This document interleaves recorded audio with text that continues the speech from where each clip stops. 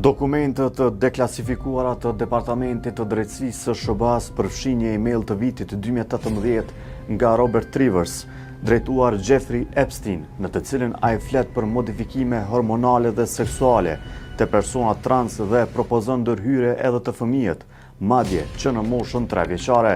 Trivers shkruan për gratë transseksuale: "Nëse fantazia jote është të praktikosh seks oral me një burr, do të ishte më e këndshme nëse pjesa tjetër e organizmit është femrore. Kështu merr më të mirën e të dy botëve." Ai gjithashtu propozon ndërhyrje të hershme të fëmijët. "Tani po promovojmë ndërhyrjen gjithnjë më herët, kështu do ta vërehet që fëmia yt 3 vjeçar ka prirje trans dhe tani ndërhyn me hormone. Unë do të isha i friksuar ta bëja këtë, por kush e di."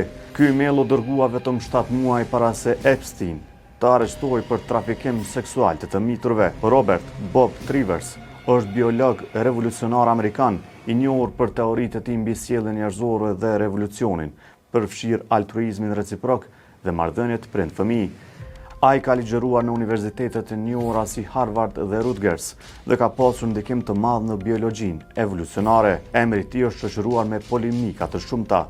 Trivers e ka pranuar publikisht se ka financuar pedofilin amerikan Jeffrey Epstein.